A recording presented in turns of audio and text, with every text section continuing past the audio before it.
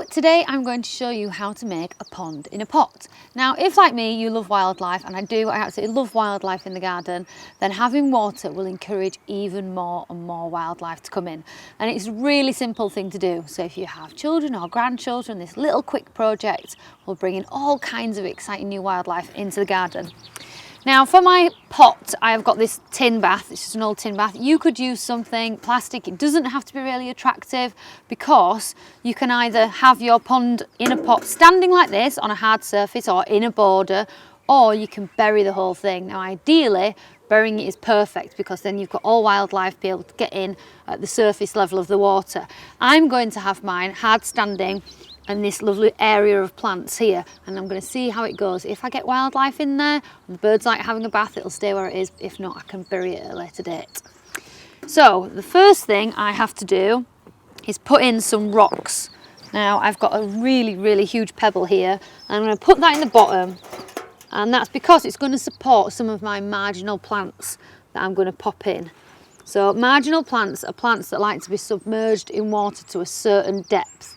So all labels will tell you on a marginal plant, or on a pond plant should I say, at the depth that the pot is to be put at. So this pot needs to be 10 centimetres deep at least. So I know that if I stand it on that boulder there, it is submerged 10 centimetres under the water. So with any pond plants, it's just worth checking. Some pond plants are what we call deep aquatics, and they need to be put right down to the bottom of a pond and need at least a metre and a half in order to be able to thrive and grow to their full extent. But some of them, like marginals, just need 10 to 15 centimetres. So I'm going to pop a couple more boulders in just to prop up my plants. Now another reason to put boulders in is because if any wildlife is to come and have a bath, like a hedgehog or anything like that, once this is buried in the ground and they fall in, you want some boulders or something up the side so they're able to climb out to safety. We don't want any tragic accidents happening with any lovely wildlife that will visit us. And that's the same for any pond. So even if you're putting in a huge pond into the ground, then having a side that slopes will really benefit wildlife being able to come in and out safely.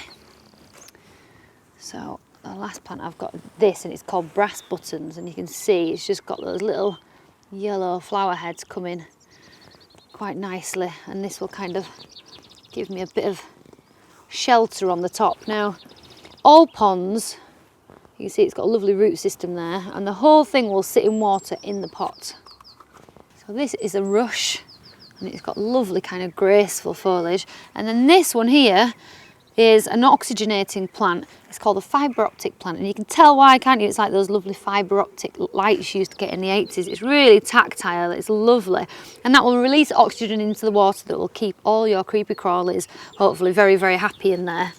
Now you can use any pot for this, like I said earlier, even if it has drainage hole in the bottom. I've used a ceramic container before with a drainage hole, and I've just used silicone sealer, like a bathroom sealer, and a big pebble, and blocked up that hole at the bottom, left it to dry, and you can still fill the whole thing with water. So don't be put off. Even if you have an old tub with a hole in the bottom, you can still use it as a pond.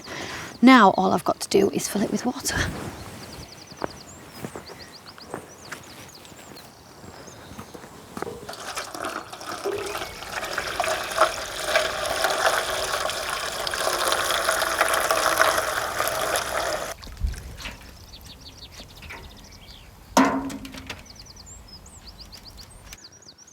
And there we have it, a pond in a pot.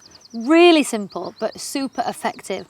And the more wildlife you can bring in, the more natural predators you have for things like slugs and snails.